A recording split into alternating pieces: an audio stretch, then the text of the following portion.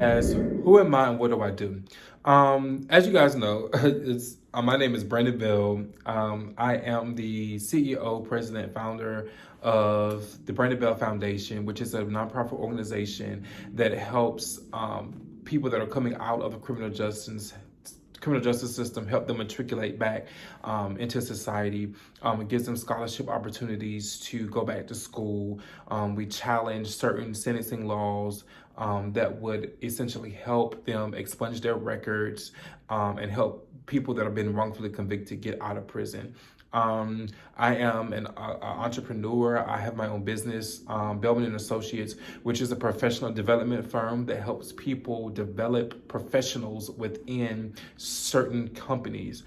We help people start businesses. We help young entrepreneurs get started, and we partner with different people that have different backgrounds, like in finance and security and real estate. We partner with these people so that way we'll be an all around professional development service firm.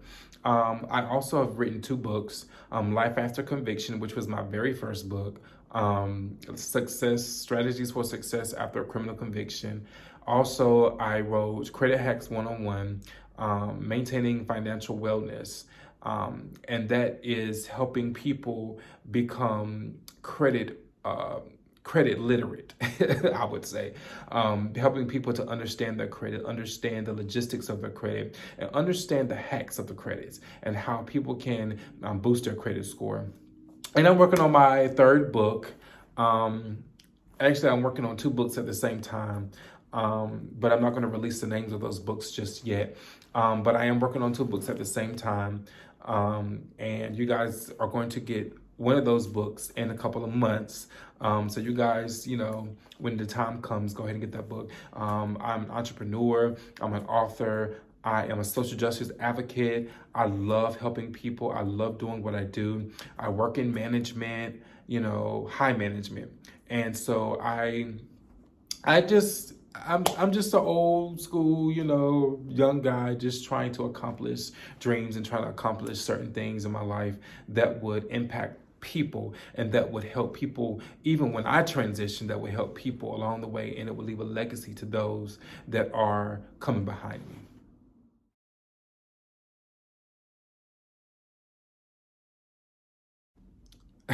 I think the biggest inspiration that I have right now is Dr. Martin Luther King Jr. and President Barack Obama. When I begin to look at Dr. Martin Luther King's life and his legacy and what he stood on, he said, one day we would not be judged by the color of our skin, but by the content of our character. And he said, all men are created equal. He stood on those founding principles. And when I began to look at the transition from his life to where we had the first African American male president of the United States, it becomes a inspiration to me because he understood transitioning when it comes down to cultures, and he understood that one day this world would see that we're all created equal. And even though we look around the world now and we see certain things happening, we see the injustices of African Americans all around the world, it still becomes a light in a place of darkness when we can see that there are people in this world that would actually want to see an African American male president leading this country, effectively leading this country, and leading us very well. And so I would say that Dr. Martin Luther King Jr., his founding principles is a big inspiration. And I would say President Barack Obama as well, because President Barack Obama was not only the first African American president, but he was the first president that didn't, have any scandals. He didn't have any type of, hidden agenda with the world. He stood flat footed, and he led this country into victory. And he led this country after 8 years of something that could have destroyed the whole world, and so I applaud President Barack Obama for standing flat-footed and for encouraging and inspiring millions and millions and millions of little brown boys and girls to become what it is that they want to become, and to activate something that is on the inside of them to accomplish something that has never been accomplished before. And my last inspiration, it's kind of cliche-ish, but I would say my biggest family inspiration is my mom, only because my mom, it has been there literally all my life, and she's been there, through the ups and the downs, and she's seen, the things that I want to do. She's seen me, from high end to low end, and she's never left me. She's always inspired. She's always encouraged. She's always lifted me up, and she's always said, "Son, one day you're going to be what it is that you're trying to, what it is that you want to be." And so I just want to say that my mom is also my biggest inspiration.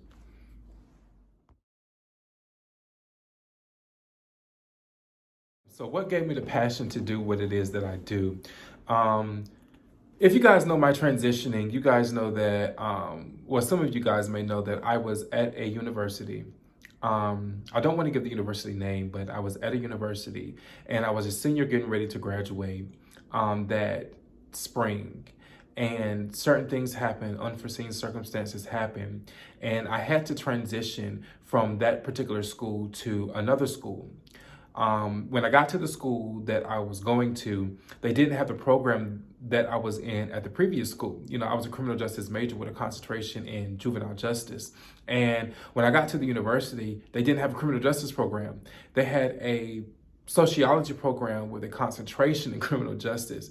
And so a lot of the credits that I had didn't transfer over. And the ones that did transfer over were basically elective credits. And so I was sitting in a class one day, I'll never forget, it was Dr. Fred Hall, and the class was social stratification. And that class opened my eyes up to so many different things and so many different disparities that people face in the world. Social stratification deals with the glass ceiling, it deals with income inequality, it deals with racial inequalities, and it deals with criminal justice issues that we face today. And when I took that class, it really opened my eyes up to a lot of different things, to a lot of different angles, and a lot of different political agendas, hidden agendas that are in the world. And so when after taking the class, Dr. Fred Hall, he came up to me, he said, "I see that you were very interested in everything, and I see that you were very, motivated in class, and you're very inquisitive, you ask questions." He said, "I see that you made A's and B's on all of your tests and quizzes." And he said, "Your speech was phenomenal at the end of the class." And he was like, what is it that you would like to do?" And I told him, I said, "Well, I did want to be a probation and parole officer." And then I quickly changed my mind. I said, "You know what? I want to advocate for people that are less fortunate. I want to advocate for people that don't have the resources that they need to, survive, or, if they needed an attorney, or if they needed certain services, that they would be able to reach out to organizations, and they weren't able to reach out to organizations to get it." So I said, "I want to be an attorney. I want to be a lawyer." And he said, "I think that fits you very well because of your passion." And a lot of people think that a lawyer is just somebody who stands in a courtroom, or a person that advocates on the rights of people that have been deprived, of their rights. But no, it's more to that.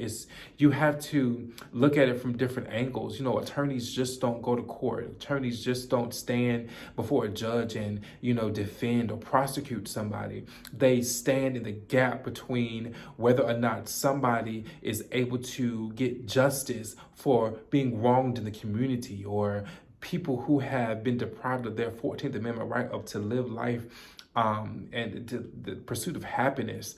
And so I think my biggest passion came from that class and Dr. Fred Hall, and him instilling, certain principles into me and guiding me and leading me through the sociology classes that I needed to graduate. And when I tell you guys, sociology is like phenomenal. It is a phenomenal. So anybody out there that is a sociology major, I applaud you. I applaud you. I applaud you so much, because it is so much that needs to be heard. It is so much that needs to be learned in this world of criminal justice and sociology. And so I think that's what gave me my passion to do what I do. Sitting in class with Dr. Fred Hall in social stratification.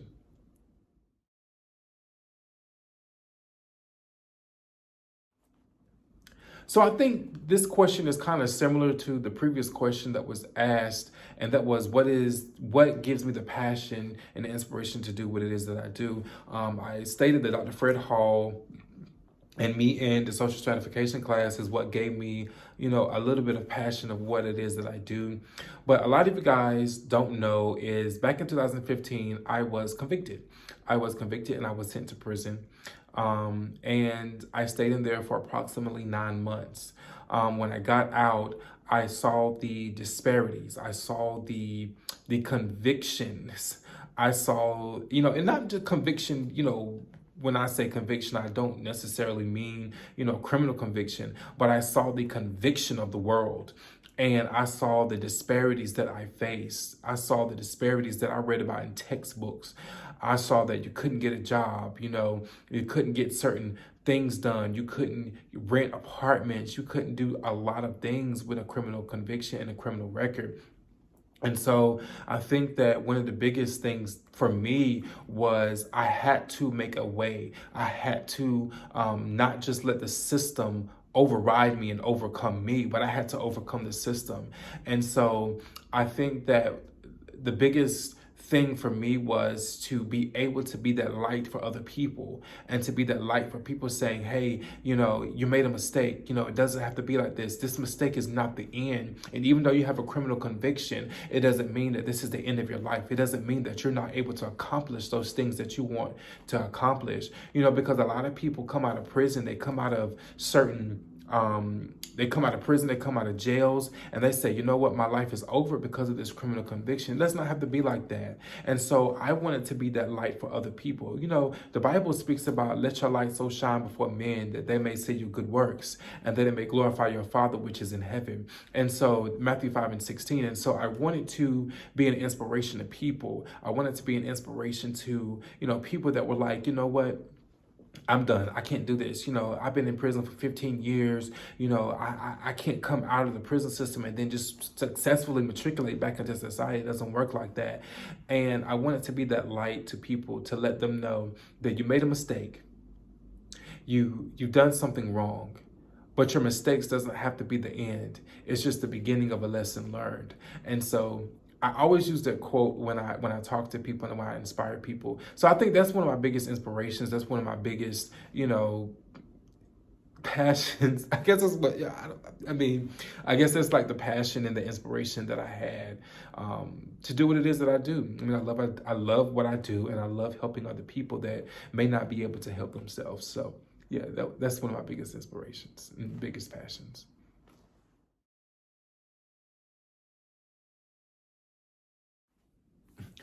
So it's funny this question was asked. The question was, what celebrity do I wish to be like? And I wouldn't say that I would want to be like any celebrity, because all celebrities, even individual people, people who are not celebrities, everybody has their own personality. They have their own passion. They have their own, personality and what they want to do and what they have a passion to do.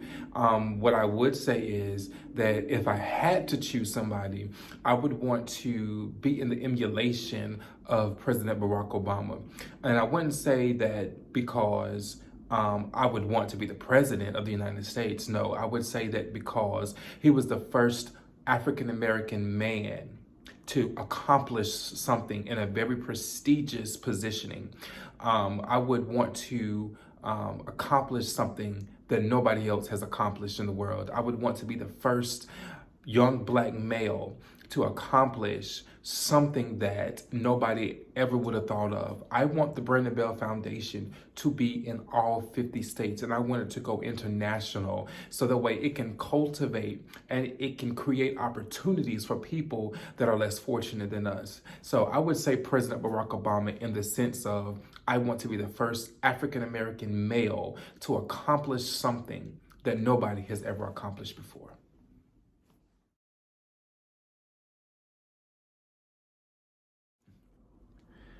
So this question really hits home for me because, again, I've stated I love what I do.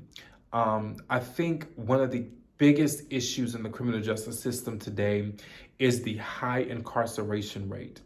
When I look at the statistics and when I look at the number of people that are convicted on an annual basis, even on a daily basis, and that are sent to prisons and jails, our prisons are overcrowded. Our prisons are overcrowded. The jails are overcrowded. There's no room for people in the prisons and in jails. And so it becomes an issue, especially when we're dealing with COVID. Let's just go ahead and put that out there. And then we're dealing with the criminal justice system as a whole.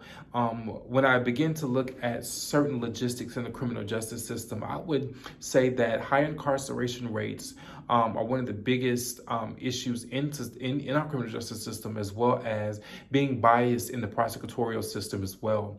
When I say being biased in the criminal justice or in the prosecutorial system, it means that a prosecutor's job is to prosecute. Their initiative and their sole job is to get a criminal conviction. And when you look at that, you would essentially say, I'm not going to give this person a chance. I'm not going to give this person an opportunity to prove themselves, or to give this person an opportunity to, do certain things to be like, I'm going to be forgiven. And so when I look at it, being biased in the prosecutorial system is certain prosecutors, and I wouldn't say all, but certain prosecutors only look at certain logistics. They look at the demographics of a person. They look at the criminal history. They look at certain logistics, but the demographical part of that person's character profile they look at. And sometimes prosecutors look at the community in which they came out of. And when they say, okay, well, this person came out of this certain community and they're not able to reach this certain glass ceiling, or they're not able to break the glass ceiling, or they're not able to be afforded the opportunity, then it becomes biased, because now they're instead of basing their conviction off of the facts of the case, they're now basing it off of socioeconomic status. And I think that that's one of the biggest issues as well. And, I think another one of the biggest issues, and we've all seen this, so it's no surprise to anybody, is the killing of African Americans by police. People get killed on a daily basis. People get killed, on an hourly basis in certain cities and communities when we look at it. But when we look at the amount of crime when it comes down to the police and when it comes down to African Americans, the rate is very high. It started back with Emmett Till, Trayvon Martin, Michael Brown, Sandra Bland. We can name all these people that have been killed by police and that have been served an injustice. Even though most of them weren't killed by police, but they were killed by the opposite race, or should I say? I want to be careful at how I say this, but I think those are the biggest issues in the criminal justice system today, and I think that we're on our way to creating opportunities for people that are really passionate about what they do to be on the force. I think that mental health assessments are a necessity when it comes down to being able to assess these people before they're put on the policing firm. And that would satisfy the killing of police or killing of others by police officers. And I think that, better screenings of people coming out of law school and their agenda, what it is that they really want to do.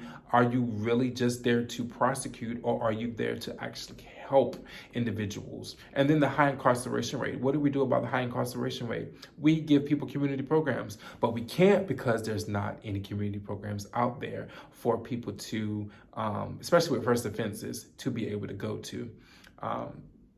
So that way they're able to, get out of the criminal justice system instead of being sent to prison or jail. So I think that those are the biggest issues in the criminal justice system today. And I think that, again, we are on our way to unfolding and unraveling some of the things that we need to unravel.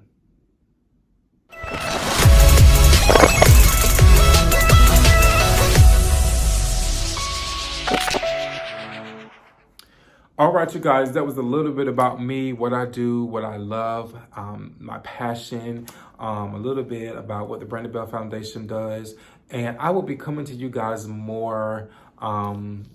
I will be coming to you guys more with more content, more things that's going on in the community, more of what the Brandon Bell Foundation is doing. But I want you guys right now to go to eventbrite.com, and I want you guys to get your tickets to the official launch of the Brandon Bell Foundation. It is going to be on May 20th of 2022. This year, we are going to have a phenomenal time. We're going to have information sessions. It's going to be a formal gala. So you guys come out, get ready to eat, get ready to party, get ready to get informed of certain things. We're going to have the police community out there. We're going to have lawyers and judges and advocates for social justice. We're going to have everybody out there. So you guys come out on May 20th, 2022 at 6 p.m. I will give you the location in a couple of weeks. And you guys coming out, and like I said, go to Eventbrite right now and get your tickets. I'll see you then.